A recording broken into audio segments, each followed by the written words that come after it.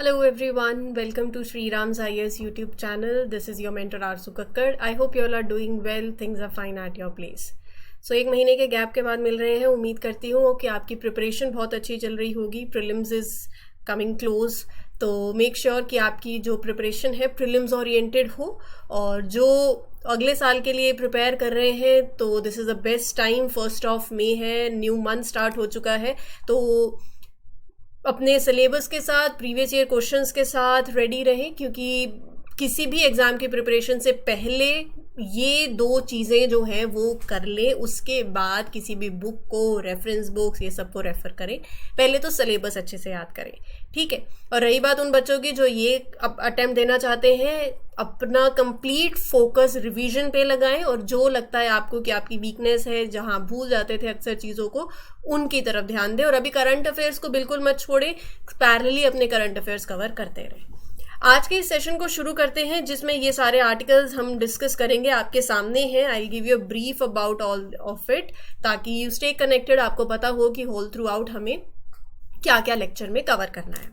पहले हम बात करेंगे G7 के बारे में. So why it is in news? Because recently G7 energy ministers ने डिस्कस किया regarding some coal fired power plants को फेज आउट करने की बात हुई. तो मेंबर कंट्रीज कितनी है, प्रेसिडेंसी कैसी है, क्या प्रिंसिपल्स हैं G7 के, वो सारी डिस्कशन रहेगी. यूपीएससी पहले भी क्रिटिकल मिनरल्स के ऊपर सवाल पूछ चुकी है, और अभी ministry of mines they will hold a 2-day summit on critical minerals new Delhi के अंदर. तो हम बात करेंगे इस समिट के बारे में. अब जब समिट के बारे में बात करेंगे ही सही, तो साथ में व्हाई नॉट क्रिटिकल मिनरल्स के बारे में भी बात करते जाएं, उनकी एप्लीकेशंस के बारे में बात करते जाएं, क्योंकि एप्लीकेशन बेस्ड क्वेश्चंस आते हैं, राइट. फिर उसके बाद अगला जो आर्टिकल है वो है regarding inflation expectation survey of households and consumer confidence survey. तो क्या है ये सर्वे? आरबीआई ने रिसेंटली अनाउंस किए हैं लॉन्च ऑफ दीज टू. तो विल टॉक अबाउट देम. जब इसके ऊपर आएंगे तो डिटेल मिलेंगे. Then you have climate change is affecting occupational safety and health. GS paper 3 से भी कनेक्ट कर सकते हो, हेल्थ डोमेन के साथ भी कनेक्ट कर सकते हो. तो क्लाइमेट चेंज का जब भी कोई आर्टिकल आए तो ये एक पहलू है जो आप उसमें ऐड कर सकते हो, और ऐसा है जो तथ्यों के साथ है. आप यहाँ पर इन डिटेल में आपको डेटा दूंगी जो आप यूज कर सकते हो अपने आंसर राइटिंग में, और साथ ही साथ यूपीएससी प्रीलिम्स में भी कि अगर ऐसी कोई रिपोर्ट आती है तो उसको कौन रिलीज करता है, वो सारे सवाल पूछती है. ट्रेंड से भी सवाल आते हैं. चंबल रिवर न्यूज़ में है. नदियाँ, पहाड़, ये सब यूपीएससी के फेवरेट क्वेश्चंस रहते हैं. नेशनल पार्क्स, टाइगर रिजर्व्स, साल भर मैंने आपको बहुत अच्छे से कवर करवाए हैं, तो अभी चंबल रिवर के बारे में पढ़ेंगे. Last but not the least, एक बहुत ही इंपॉर्टेंट एडिटोरियल आपको इंडियन एक्सप्रेस में देखने को मिला होगा, केयर फॉर एजिंग पॉपुलेशन. तो सबसे पहले तो इस आर्टिकल के लिए मैं यही बोलूँगी कि have pen and paper along with you, क्योंकि जो जो पॉइंट्स बताऊंगी वो साथ साथ लिखते जाना, और बाकी सुनने की तरफ ध्यान भी देना. तो इसीलिए जब इस आर्टिकल पे आएंगे तो इसके बारे में इन डिटेल बात करेंगे कि क्या क्या एस्पेक्ट्स हैं, क्या चैलेंजेस हैं, क्या करना चाहिए, राइट. तो इंडियन एक्सप्रेस का एडिटोरियल रहा है, कोई लाइन्स की तरह रीड नहीं होंगी चीज़ें. How you will safeguard the rights of elderly, GS paper 2 से कनेक्ट कर सकते हो. Issues that are related to elderly, human resources से कनेक्ट कर सकते हो. गवर्नमेंट पॉलिसीज, मतलब significance of empowering senior citizens, what is the role of government in it, ये सारी बातें हम इसमें डिस्कस करेंगे. तो आई होप अब आपको एक आइडिया लग गया है कि how we will be proceeding in this lecture. Let's begin with the very first article. ठीक है जी, चलिए. पहला न्यूज़, रिसेंटली क्या हुआ है कि G7 एनर्जी मिनिस्टर्स ने डिस्कस करा a possible time frame for phasing out coal fired power plants. तो हमारे लिए यहाँ पर इम्पॉर्टेंट हो जाता है G7 के बारे में पढ़ना. तो हाल ही जो एनर्जी मिनिस्टर्स हैं सब साथ में आए, उन्होंने डिस्कशन करा है कि how you can get rid of coal power plants, जो कि कोल एक बिग सोर्स ऑफ पॉल्यूशन है, right. So they are discussing कि अच्छा कैसे we can stop using it, right. So it's all the part of the plan to help the environment. G7 की बात करूं तो G7 में जो इन्फ्लुएंशियल कंट्रीज आती हैं, कौन कौन सी हैं? Do let me know in the comment section. या चलो ऐसा है, मैं आपको बता देती हूँ. आप मुझे कमेंट सेक्शन में ना कोई इसका निमोनिक अगर कोई प्रिपेयर कर सकता है तो वो मुझे बताइएगा। वैसे मैं निमोनिक शेयर करती रहती हूँ जिन जिन के होते हैं। यहाँ पर अगर आपको लगता है कि हाँ this can be a good mnemonic तो डू लेट मी नो, ताकि बाकी सबको भी पता चल जाएगा। ठीक है, तो एक इंटर गवर्नमेंटल ऑर्गेनाइजेशन है ऑफ लीडिंग इंडस्ट्रियलाइज नेशंस, 1975 के अंदर ये बन गई थी। हर साल ये मिलती है, ये इंपॉर्टेंट है। It meets annually, yes it meets annually. और ये कौन से इश्यूज पे डिस्कस करती है?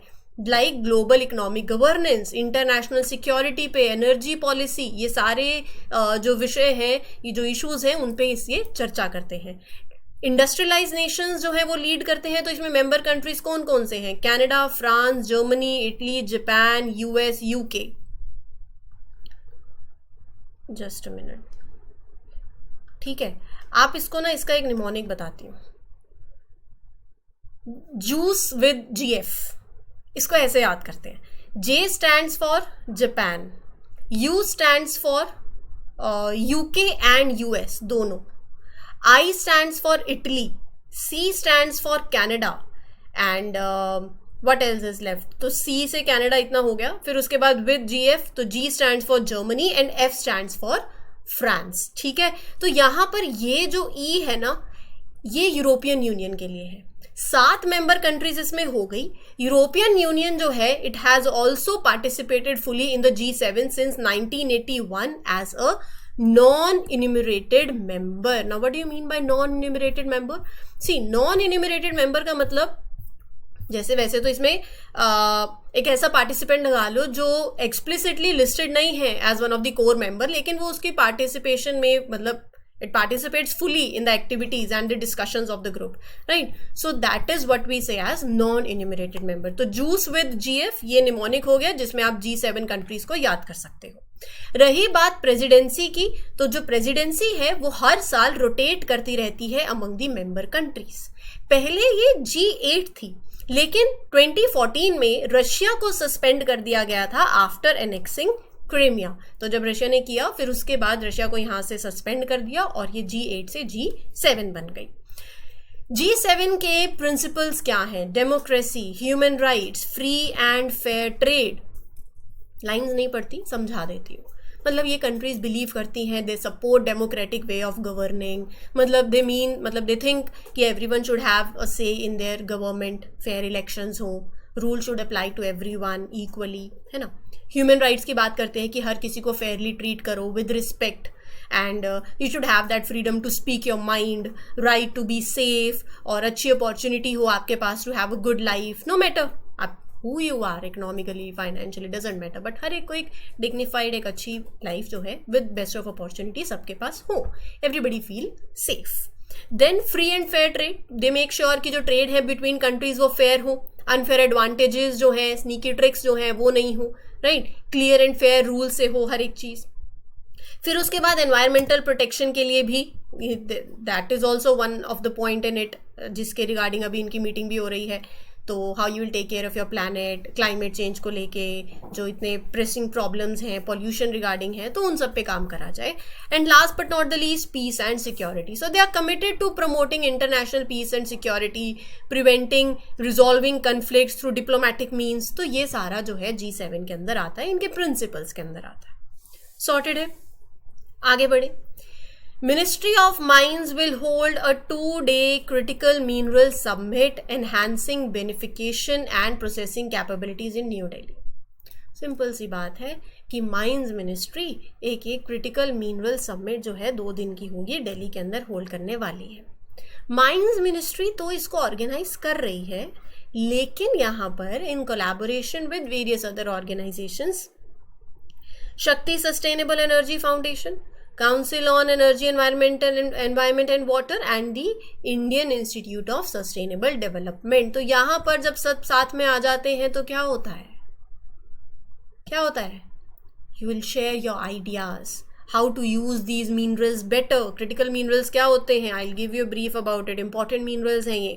What can be the smarter ways कि you turn them into useful stuff, right? So बड़ी बड़ी कंपनीज, स्टार्टअप्स हो गए, स्मॉल बिग, गवर्नमेंट की तरफ से भी हो गए, साइंटिस्ट हो गए, people who know lot about making, मतलब यू से पॉलिसी एक्सपर्ट्स हैं. So everyone is coming together to learn from each other, to come up with new ideas where you can use these minerals in a more sustainable manner.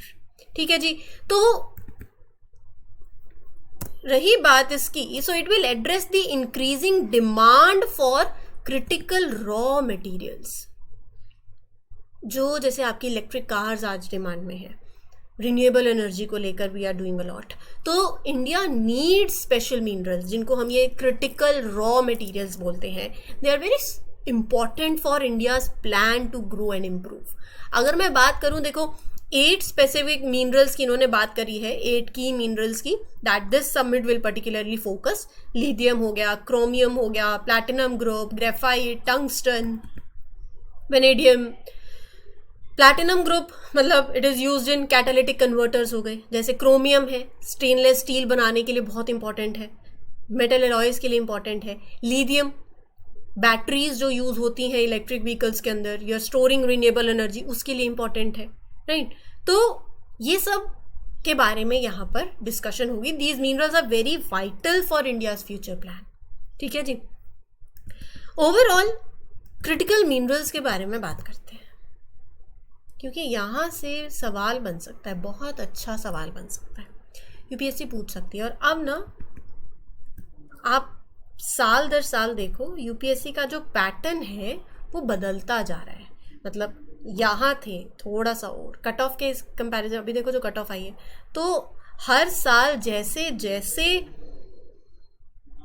Exam का जो level है वो obviously it's getting hard and tough, but आपकी preparation भी उसी orientation में होनी चाहिए.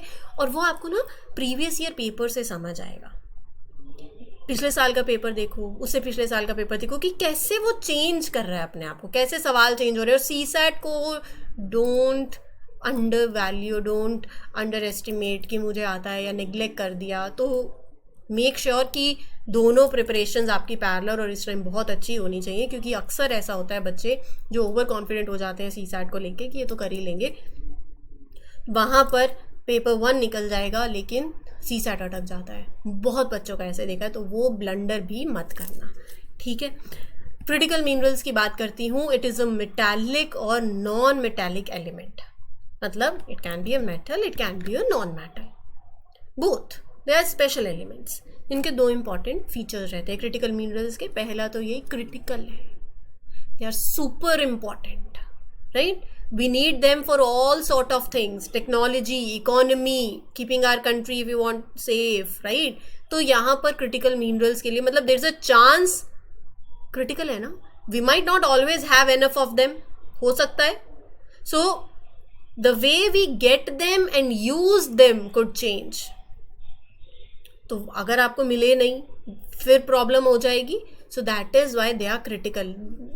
These minerals are called critical because their importance जो है that is very crucial, and they can change over time as our needs and supplies changes. So we आप high tech gadgets के अंदर, फोन्स में, computers में, electric cars में, and even the cables में, you will see lot in it. इसके applications को अगर आप देखो, so wide range of applications हैं इसके अंदर.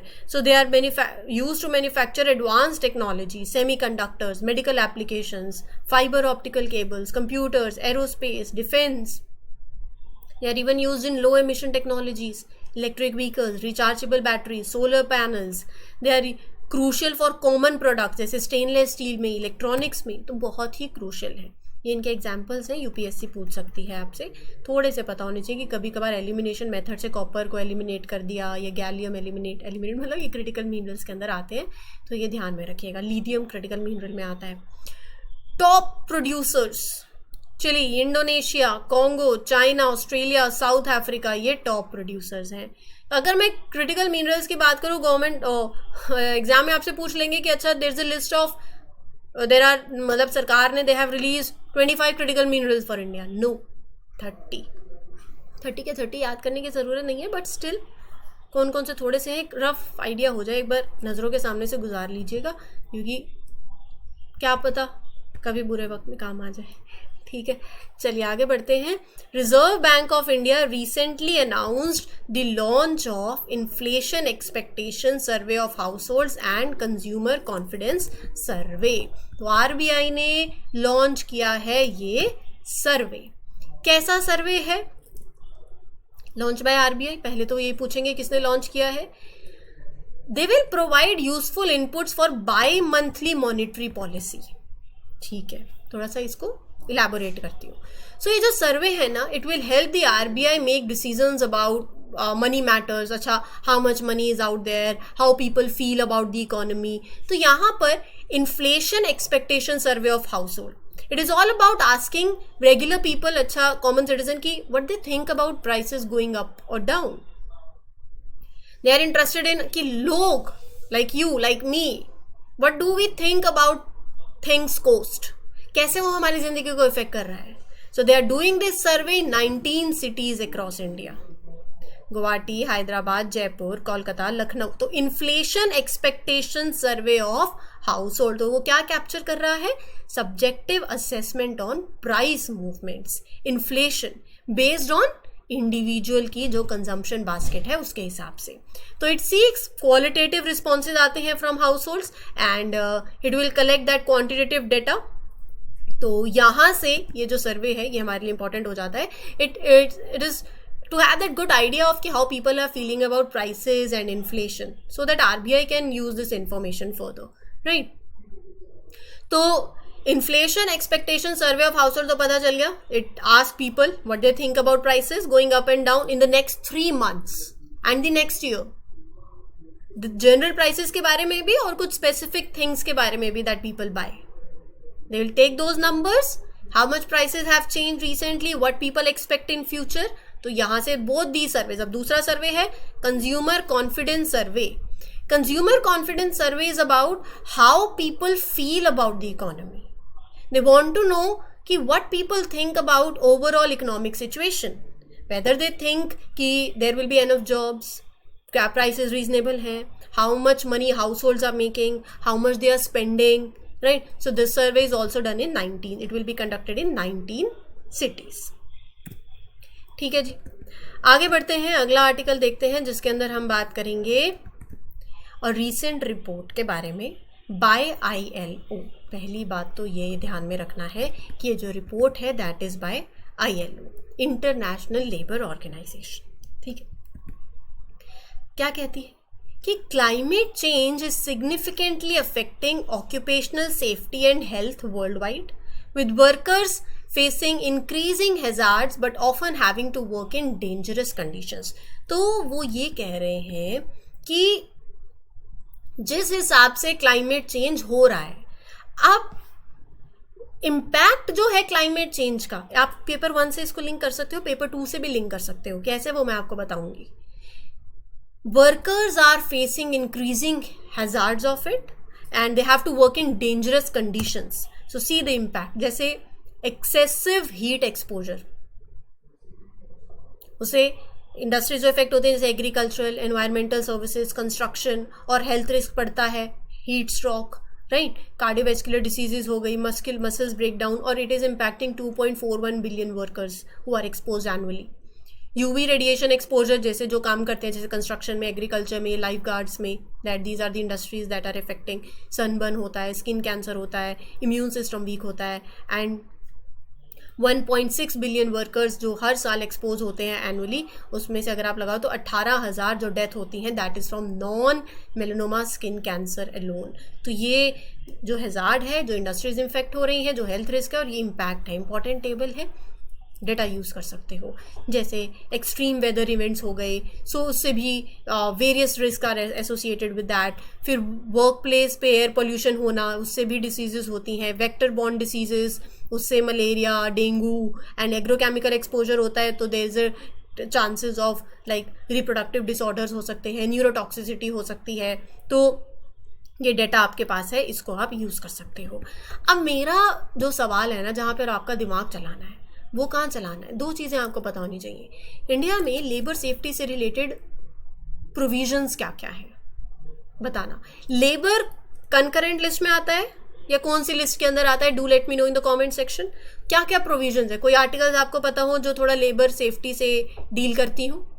आर्टिकल 42 है, डीपीएसपी पढ़ो, पॉलिटी में थोड़ा एंटर कर जाओ, ठीक है जी, ये आपको मालूम होना चाहिए। साथ ही साथ coming two way forward of it, वो क्या कहता है? ट्रेनिंग और अवेयरनेस प्रोग्राम्स होने चाहिए on climate related hazards, training programmes, ये आप लिख सकते हो साथ साथ, ठीक है। Safety measures, you empower workers कि अच्छा आप रिस्क आइडेंटिफाई करो and how you can respond effectively to that, पहली बात। दूसरी बात, make sure that you have green jobs. Green jobs, green jobs मतलब क्या समझते हो ग्रीन जॉब से? That help the environment, they not only fight climate change but they make workplace healthier also, that is safer by reducing exposure to harmful stuff, ठीक है जी। तीसरा और क्या हो सकता है? what else can be done in this regard? climate resilient policies हो, make such policies that help workers stay safe, right? heat stress management, fourth point, heat stress management, protect workers from that too much of heat, give them break, provide water stations, make sure there are shady spots होने चाहिए ताकि धूप नहीं हो, ठंडी हवा मिले उन्हें भी, राइट? हीट स्ट्रेस मैनेजमेंट के लिए भी इस तरफ we can work forward. And highly hazardous pesticide control, be strict about dangerous pesticides, make sure that they are safe before they are being used, review them regularly, get rid of the worst ones, right? That can be done in this regard. Moving ahead with the next article, हाँ जी, a group of environmentalists have raised concerns किसके regarding pollutants बढ़ रहे हैं Chambal river में। आपका homework है, आप Chambal river को मैप में लोकेट करोगे, ठीक है जी। You have to locate it in the map, I will give you facts about it. Important river है मालवा प्लेटू, अब ये कहाँ है मैप में देखना है। ट्रिब्यूटरी है यमुना रिवर की, तो यमुना रिवर आपका होमवर्क है आज, right? It forms a part of greater Gangetic drainage system, Madhya Pradesh से फ्लो करती है, राजस्थान से करती है, यूपी से करती है, विंध्या रेंज से राइज होती है, तो वो मैप में देखना है, right? From it source just south of move, फिर उसके बाद ये नॉर्थ की तरफ फ्लो करती हुई राजस्थान जाती है, फिर वहाँ से कोटा से पास करती है, राइट? तो यूपी से वही यूपी, राजस्थान और एमपी को ये उसमें फ्लो करती है। ट्रिब्यूटरीज की बात करूँ इसकी, तो बानस, मेज, पार्वती, काली सिंध, शिप्रा, ये इसकी ट्रिब्यूटरीज हैं। डैम्स जो हैं, Gandhi Sagar dam, Rana Pratap Sagar dam, Jawahar Sagar dam, वो मेजर डैम्स हैं along it. National Chambal sanctuary, सबने इसके बारे में पढ़ा होगा, तो ये जो सेंचुरी है national Chambal sanctuary, this is a protected area along the Chambal river, जो जवाहर सागर डैम राजस्थान के अंदर से लेके and it stretches along where the Chambal meets the Yamuna river in UP, plants और एनिमल्स के लिए। और यहाँ पर आपको एंडेंजर्ड जो घड़ियाल है वो आपको यहाँ पाए जाएंगे। So this sanctuary was created to keep that balance in the ecosystem, right? To keep endangered species safe. चलिए आज के लास्ट आर्टिकल पे चलते हैं। How to care for an ageing population, सुनना है और साथ साथ नोट करते जाने हैं पॉइंट्स। हो क्या रहा है, सोसाइटी से जुड़ा हुआ ये आर्टिकल है, मैं पहले ही आपको बता देती हूँ, एडिटोरियल रहा था ये, आजकल में न्यूज़पेपर में आया था जी, इस पेपर 2 से आप इसको लिंक कर सकते हो। सो देखो, इंडिया की पॉपुलेशन चेंज हो रही है, हम डेमोग्राफिक डिविडेंड की बात करते हैं, जहाँ पर आज के टाइम पे क्या है, more young people who can contribute to the economy. एक साइड ऑफ द स्टोरी पता चलती है हमको, the number of older people in India बढ़ रहे हैं। 2036 तक अगर आप देखोगे, there could be over 230 million people that will be over 60 years old, और 2050 तक it might reach to 319 million, big chunk of the population. और ये चेंज हो रहा है, लेकिन साथ ही साथ मतलब ये हमें बता रहा है कि life expectancy in India has gone up a lot, लेकिन इसके साथ क्या क्या चैलेंजेस जुड़े हुए हैं वो एड्रेस करना बहुत इंपॉर्टेंट है। I am giving you points ताकि आप अपने आंसर्स में लिख सकते हैं इसके साथ चैलेंजेस क्या जुड़े हुए हैं? हेल्थ केयर, अगर एल्डरली पीपल का नंबर फास्टर ग्रो हो रहा है, there is a big challenge in providing them with the health care they need, more specialized medical services at home, right? Then low HAQ score. India का जो health care access and quality index है ना, वो कम है global average से. मतलब health care quality जो इंडिया के अंदर है, that isn't as good as in other countries. Basic health care services जो है, दे आर इनएडुकेट. ये चैलेंज है. जो एल्डर पीपल होते हैं, they often face social challenges. कभी कभार neglect from their families, education level कम होता है, कल्चरल बिलीव्स जो हैं that can lead to mistrust of health care services. तीसरा पॉइंट, एक तो इनइक्विटी एक्सेस भी मैंने आपको बता ही दिया, right? Not everyone has that equal access to health care facilities, that is an issue. हाई, जो बहुत से एल्डरली लोग जो होते हैं ना, they are from lower social, in lower economic background, so they face that cycle of poor health and high health care cost बहुत ज़्यादा हो जाती है, तो उतना अर्निंग नहीं होती है, right? That will affect there finances. Welfare schemes जो हैं, सरकार के पास, सरकार की बहुत अच्छी हेल्थ इंश्योरेंस स्कीम्स है, पेंशन स्कीम्स हैं, but still they don't have financial support for health care. कभी कभार लोगों को बेनिफिशियरी तक रीच नहीं कर पा रही है, right? Then more women than men are living to old age. ये भी एक बात है. फेमिनाइजेशन ऑफ एजिंग, आर्टिकल आ सकता है इस पे, सीधा सीधा आपको एक आर्टिकल दे देंगे, फेमिनाइजेशन ऑफ एजिंग, कि more women are than men are living old age. ये रेशो चेंज हो रहा है, तो इसके रिगार्डिंग आपको एक आर्टिकल लिखना पड़ सकता है, ठीक है?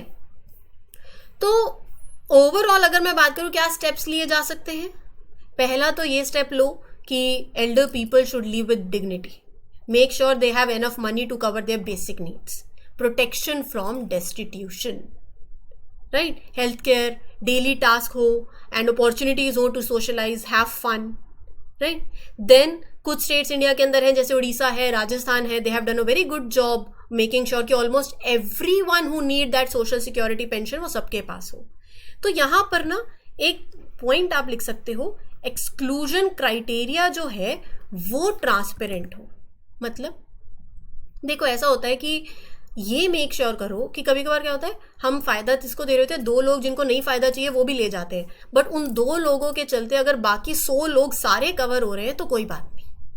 As long as we make sure that we don't leave out lots of people who really do need it, फर्क नहीं पड़ता, राइट? मेक श्योर कि पीपल हु आर एलिजिबल वो रेगुलरली आप चेक करें क्विकली, और हर किसी को जो फैसिलिटीज हैं वो प्रॉपर मिलती रहे. बाकी आपके पास कोई पॉइंट्स हैं, so do let me know in the comment section, right? तो इस पर्टिकुलर आर्टिकल के इतना ही. उम्मीद करती हूँ आपको सेशन अच्छा लगा हो. This is your mentor Arzoo Kakkar signing off for today. Will meet you tomorrow with other articles. Till then, take care, good luck, good wishes, happy learning, all the best. Thank you.